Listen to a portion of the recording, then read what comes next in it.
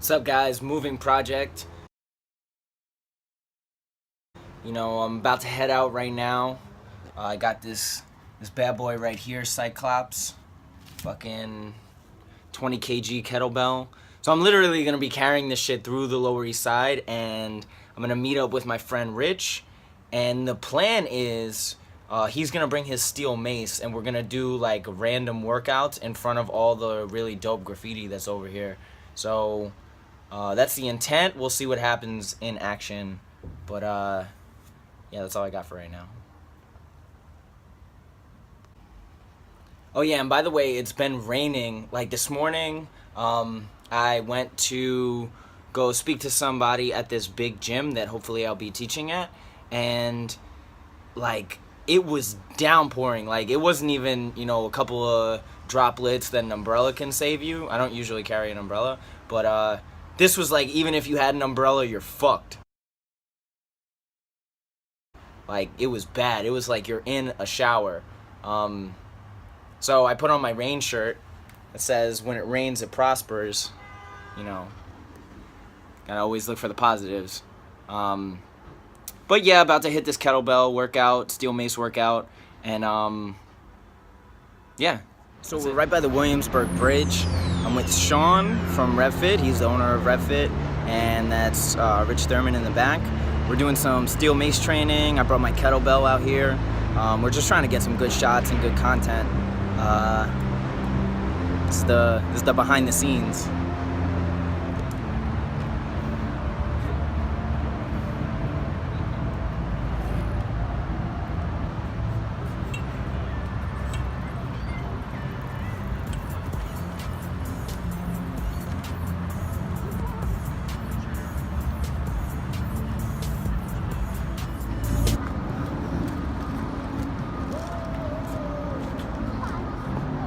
Oh, that's what kind of party it's gonna be? Okay.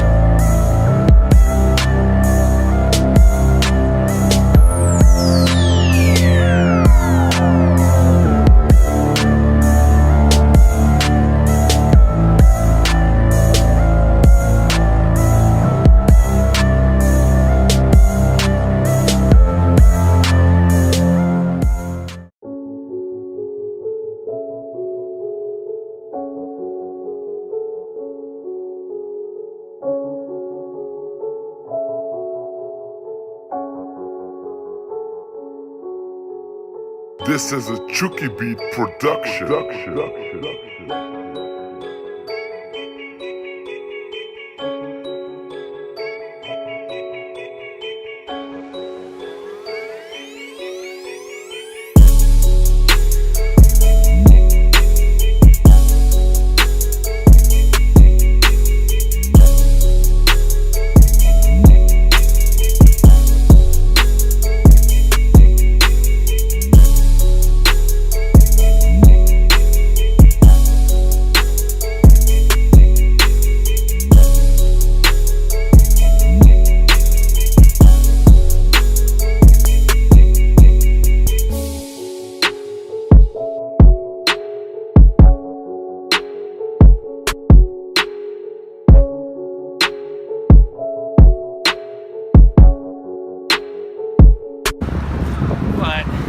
most moves, most basic level moves, I think moving to those other progressions are like higher level stuff. Like people need to know how to like create anti-rotation before they start creating counter-rotation. And how do you introduce people to 360? Do you do it just like a 180? Break it into parts. Right where it should be. Like it should be right about the shoulder before you go over. And then understanding how to do it over. So, you know, the mace head only travels where it wants to go. But you have to tell it where to go. And so it only wants to do this. Right? So if you throw it, whatever direction you throw it, is the direction it's going to end up coming back. So you've got to, you know, teaching people to kind of get it out, and back. So go to the end point there. End point. Back to there. We do it all from like a bunch of stuff from the knee, you know, Yo, you do have a big butt, Rich. it's huge. Like my mama's butt. I just saw that on the swing back. Well, let's get it before the police come. Let's go while the police there. Yeah.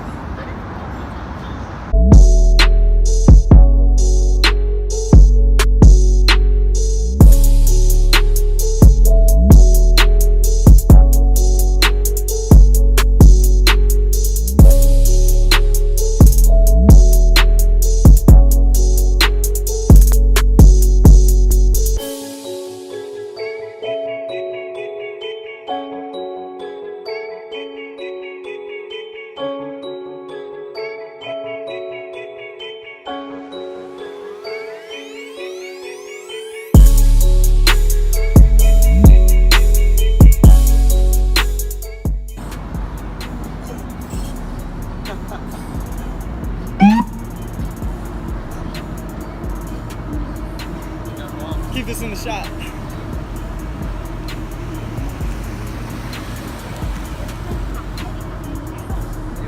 They was watching for a while.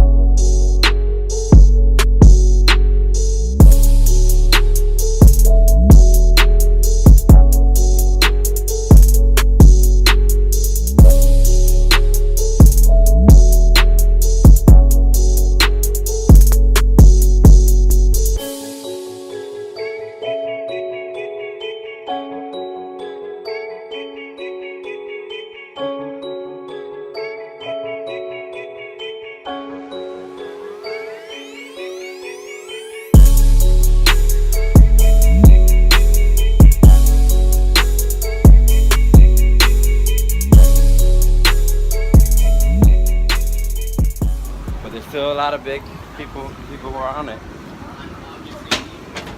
Still a lot of people that are Still doing bodybuilding training. yeah, for sure. I mean, there's nothing wrong with that. Yeah. You know, nothing wrong with that. I mean, that's where I started. So. I think that's like the starting point for everyone, though, is like, what does strong look like? So a bodybuilder. Right. So then you just do what bodybuilders do because you figure that's, you know, that's what you're supposed to do. I mean, we just talked about Arnold Schwarzenegger in the frame of his political statement recently, but Arnold Schwarzenegger was truly like the guy that like inspired a whole generation to get in the gym and do something, you know what I mean? Because I just remember as a kid, anytime I see Conan come on, you know, it's like I felt like I needed to get down and do some push-ups because I wasn't right. You know, like my muscles aren't like that. I need to do something. So Kellen's an interesting. Kellen a lot from MVNG. So you saw the interview? You heard the interview? So basically, he was so, you know, like he always gets the question because he's like probably the more muscular. Him and Danny Clark are the more muscular MVNGers. And so he always gets the question like, oh, if I do natural movement training, am I gonna get big like you? From just like natural movement training, calisthenics, and all this kind of stuff. And he says he always has to let people know, like, he actually built most of his mass in the traditional way, you know, doing the standard kind of hypertrophy training, barbell training, all this kind of stuff. Not to say that natural movement won't get you, you know, but it's not, you know, he doesn't want natural movement taking credit for it incorrectly and people getting the misconception that that's all he did, you know, when he had so much stuff prior to that. I mean, natural movement in general, you know, just make you a better mover, a better athlete, you know what I mean? Like, you know, when I first kind of like started transitioning away from more traditional stuff, I could deadlift, you know, 400 pounds. I could, you know, bench press 300 and whatnot, and that was just a few years ago. Right now, I can't do that, right, because I'm not training that. But at the same time, I move much better than I did then, and I feel more freedom in my body and the things that I do than I did then. And that's really weird to me because then I was 37, now I'm 40.